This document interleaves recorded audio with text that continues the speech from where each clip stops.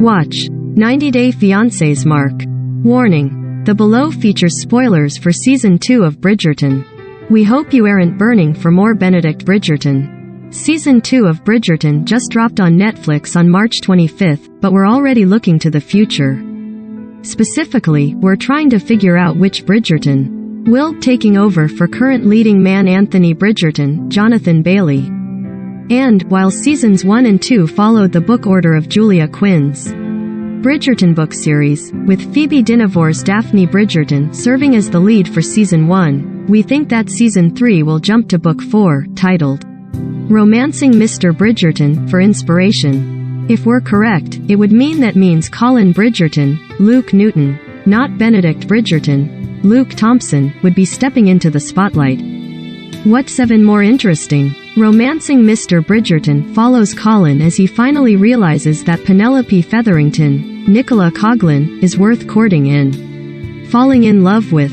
Now, before you Benedict fans start revolting, please know that our theory is not an unfounded one. For starters, when we asked Season 2 leading lady Simone Ashley to discuss Bridgerton's future, she exclusively shared that she was super excited for the world to see Nicola and Luke rock it. And then, when we chatted with Bridgerton creator Chris Van Dusen, he admitted that he was looking forward to exploring the plot of Romancing Mr. Bridgerton. We did a lot of work in these first 2 seasons as far as setting up Penelope and Colin's love story, he told E! News.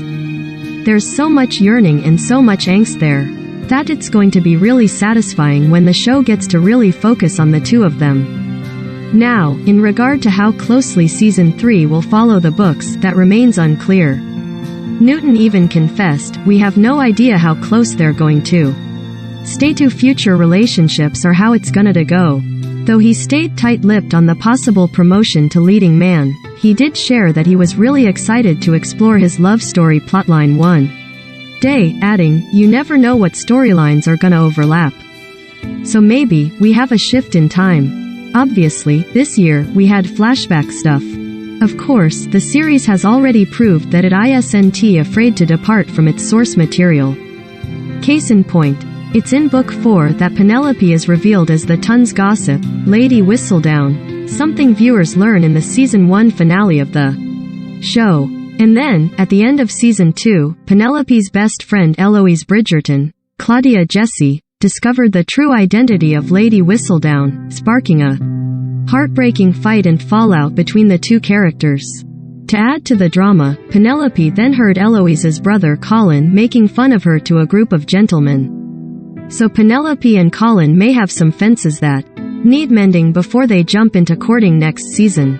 Watch Bridgerton Season 2 trailer. We react on where her character stands with the Bridgertons moving forward. Coughlan teased to E! News, "I think she still absolutely loves and adores the Bridgertons and wants to be one ultimately. It's gonna be so interesting to see where she's gonna go from here."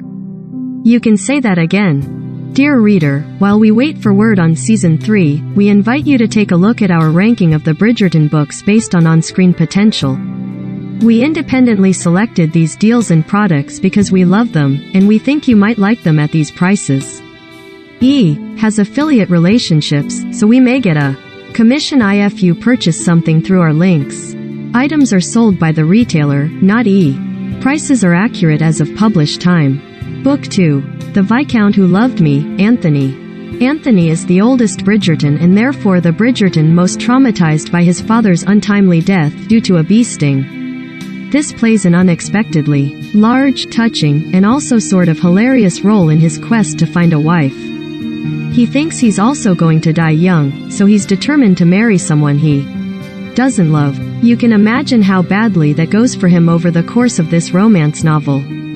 Anthony first sets his sights on Edwina, but things take a turn with her older sister, Kate, who happens to hate him. This played out somewhat similarly as it did in the book, creating a very fun ride.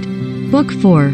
Romancing Mr. Bridgerton, Colin. The seeds of this story have already been sown into the show, and it feels like it's going to be good. Romancing Mr. Bridgerton tells the story of Colin Bridgerton, who thinks of Penelope Featherington as a good friend, and Penelope, who is desperately in love with Colin. He eventually realizes that she's Marethan a good friend, but it takes half a book and a Lady Whistledown reveal for it to happen. The viewers already know that Penelope is secretly Lady Whistledown, but in the books, no one knows, not even the reader, until Colin discovers it. Colin has some growing up to do, and some character developing to do, before this story plays out, but assuming Penelope's secret can be kept until the right time. This could be a very satisfying romance indeed. Book 7. It's in His Kiss, Hyacinth. Hyacinth is too young on screen right now to tell, but she might be the best character in the whole series. The youngest Bridgerton is smart, funny, stubborn and wildly adventurous, as seen in her romance with Gareth St. Clair. His father hates him, but there are mysterious jewels apparently hidden in his family home that Gareth and Hyacinth, mostly Hyacinth, are determined to find. As they search, they fall in love, obviously. This story feels like a bit of a departure from some of the other romances, as it involves a lot of late-night sneaking and sometimes Hyacinth, gasp. Weirspants, but it's lots of fun and will certainly be fun to watch if the show actually has time to get there. Currently, Hyacinth is 10. Book 8. On the Way to the Wedding, Gregory. Gregory, the youngest male Bridgerton and second youngest Bridgerton overall, is a bit of a mess, but he decides he's deeply in love when he first sees Hermione Watson. Unfortunately, she's in love with somebody else, but she's got a nice friend named Lucy, who turns out to be better anyway. Unfortunately, Lucy is already engaged to someone else, so Gregory has to stop a wedding. There's a lot going on here, but the ending has a whole lot of exciting TV potential. There are guns, there's a sort of hostage situation, and there's a near death in the epilogue. It's gonna be fun, though once again, unclear if there will even be time to get to Gregory. Book 6. When He Was Wicked, Francesca. Francesca is a bit of an enigma in the Bridgerton family because she's often mentioned but rarely actually present until her own book. She was away at school, and then she got married early on with little fanfare to an earl who she loved dearly, and then she moved away to Scotland. A couple of years into her marriage, her husband dies, and her best friend and husband's cousin Michael, who has always been in love with her, becomes the new earl. Francesca and Michael's romance might be the most intense and definitely the steamiest of all the Bridgertons, and it's certainly a fun read. However, in order to make this season any good, we're going to have to start caring about Francesca long before it's time to tell the story of this romance. Book 5. To Sir Philip, with Love, Eloise. In the books, Eloise is sort of furious at her best friend Penelope for suddenly getting married, and she begins a pen-pal love affair with a man named Philip. Philip has just lost his wife, Eloise's cousin, Marina, who suffered from a horrible depression, and he and Eloise begin writing to each other. Eloise is one of the series' best characters, and there's some good stuff to be found here as she goes to stay at his country house and meet his two badly behaved children, but the show might be taking this story in a different direction. On screen, Marina is a Featherington cousin who is devastated to find out that man she loves has died in battle. Philip is the one who arrives to tell Marina this news, and offers to marry her instead. At the end of Season 1, we saw them riding off in a carriage together. And in Season 2, as she tells Colin, Marina is content in her decision to marry Philip. So, it's not clear what the plan is for Eloise. It could stay the same, since Eloise is currently 17 and doesn't get married until she's 28. But that's a dark future for Marina that we're not sure we're into. Book 3. An Offer from a Gentleman, Benedict. Benedict, an artist, saves a housemaid named Sophie from sexual assault at a party by bringing her home to work for the Bridgertons, and then gets awfully confused when he falls in love with her. What he doesn't realize is that she's actually the illegitimate daughter of an earl and has been mistreated by her evil stepmother, so she's not actually just a servant. It's weird Cinderella. Benedict and Sophie's love story is not bad, but it is sort of uncomfortable at times.